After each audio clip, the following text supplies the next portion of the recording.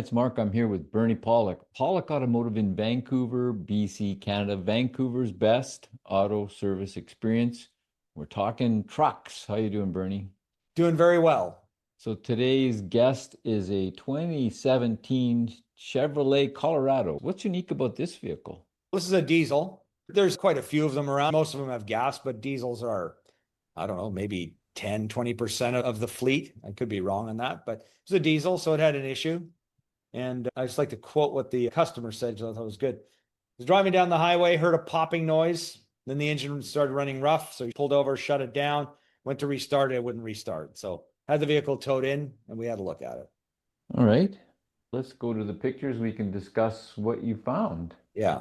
So, of course, our first step diagnostically is to verify the issue. The engine cranked over fine and it sounded normal. If there's a serious engine compression problem or, say, a mechanical thing that's broken, there'll often be some weird noises that are associated, but the engine cranked over normally, it just wouldn't start. It just wouldn't fire. So we verified that. Then we plugged the scan tool in. We found some codes related to the crankshaft position sensor, which is buried underneath the vehicle between the engine and transmission.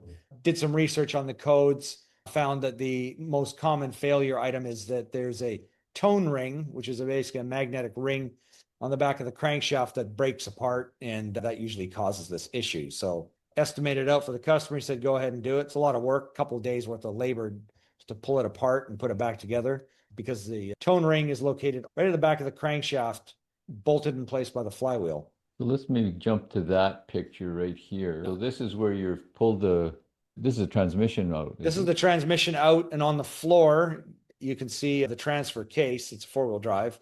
So the transfer case comes off first. There's a drive shaft sitting on the ground behind there. And it's a typical scene in our shop, actually. A lot of jobs we do, there's just pieces of car parts all over the floor. It looks like the car was blown apart, but it's all very systematically removed and systematically bolted back together. But this is how car repair is gone these days when something goes wrong. Let's have a look at the culprit here. Yeah. So this is our ring. And if you look right at the front face of the picture, you'll notice there's a sort of brownish colored part around the ring, but you see that it's silvery there. That's where the piece broke apart. So I'm sure when he heard the pop, that was that piece. I don't know if it was caused by that piece or whether it was a combustion issue, but that's the moment where that piece came off. And the computer basically no longer knew where the crankshaft was turning and what sort of order and speed and that kind of thing. It screwed up the signal. So that's the piece. So this ring isn't all magnetic. If we can zoom in here, if you pay really close attention, you'll see there's little silver dots and lines running through. So those are what causes the timing so the computer knows where in the combustion cycle the crankshaft is. Yeah, typically, and I can't say for sure on this thing, but typically it would have a larger, maybe a gap of maybe two. It would have a certain number of exactly spaced metallic lines running up and down vertically on this piece. So as the crankshaft spins, it knows how fast it's turning. And then there's usually one spot where maybe it's missing a line or two. And so it knows, okay, that's top dead center of the engine. And then from there, it does need to know where the valves are open because it's a four-cylinder engine. So it would need to know where the camshaft cycle is. So that it would likely be a sensor for that too. Here's what it should look like. So that's the new one. And then this is the whole package. It's a new one, and that's the crankshaft position sensor. So we changed the sensor along with it. When you're doing a job like this, the sensor is probably okay, but it's like, why go probably okay? And then you go, oh, when the ring broke apart, it damaged the sensor. So we replaced both pieces, do it right the first time. The car gets done quickly, and quickly in a case like this. There's our two pieces we replace, and they sit. The back end of the engine? Yeah, this is the back end of the engine with the transmission removed and the flywheel or ring gear, in this case, where the torque converter bolts up, that's removed. Right around this is where that tone ring goes, is that exactly, right? Yeah. That's the back of the crankshaft. And that is the tone ring roughly loosely positioned in on that crankshaft piece before bolting it together. It is precisely located. If you see all the circles where the bolts go, you can see another little cut in the ring, and there's another little tiny circle. There's a pin in the back of the crankshaft where it has to align in the right spot. If you didn't put it in the right way, the engine wouldn't run. So very critical. So again, it's a big job. You're pulling the engine. Do you pull the engine or just the transmission? Just the transmission. The engine stays in place. But that's a big job. It's a big job, yeah.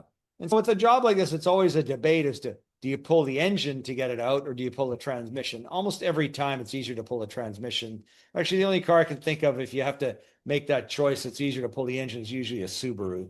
Just the way Subarus are designed, they're actually pretty easy to get the engine out, but relatively speaking, compared to the transmission. There we have it. So once everything's repaired, how did the vehicle run? Yeah, it ran great. Drove away this morning. Customers, I'm sure, happy. It's crappy that it happened in the first place, but it should keep on going for, it's 9 years old, so we should get another 9 years out of this thing. Fairly common issue based on the repair reports on this vehicle? Yeah, it's a common problem. I mean, not just with this engine. We may have done a podcast on this. I think we have. We've repaired this at least once or twice in our shop. Dodge Ram, the 1500 series with the 3-liter diesel, uses the same system. As a matter of fact, apparently some of them, that tone ring is not replaceable. It's actually manufactured into the crankshaft. And if it ever fails, and they do, you have to replace the whole crankshaft. So we haven't run into one of those yet. That's a very expensive repair. That's a very expensive repair and crazy. Like how they would manufacture something like that is, they do. So anyways. So the lesson here is if you're driving your Chevy Colorado diesel and you hear a pop and the engine starts running rough, pull off the road and then call up one of Pawlik Automotive's affiliate tow trucks to pull it into a place where it can be repaired and you'll be happy. Although the bill might be bigger than you expect. You may not be happy with that, but you'll be happy to get your truck done and back. Always a shock in this business. Yeah, you're never dealing with wanted things. It's like being in a hospital where you're going, oh, I cut my finger off. Damn. Still cheaper than buying a brand new truck. A lot cheaper, yeah, especially with the price of vehicles nowadays. If you're looking for service for your diesel, the people to see in Vancouver, BC, Canada are Pawlik Automotive. They're experts in this. You can check out all the videos we have on diesel repairs from many years now, over a decade. And if you need service for anything, you can reach them online at pawlikautomotive.com. You can book your appointment right there. Or you can call them at 604-327-7112 to book your appointment. You got to book ahead. They're always busy. Pawlik Automotive in Vancouver, BC, Canada. Thanks so much for watching and listening. Thank you, Bernie. And thank you, Mark. And thank you for watching and listening.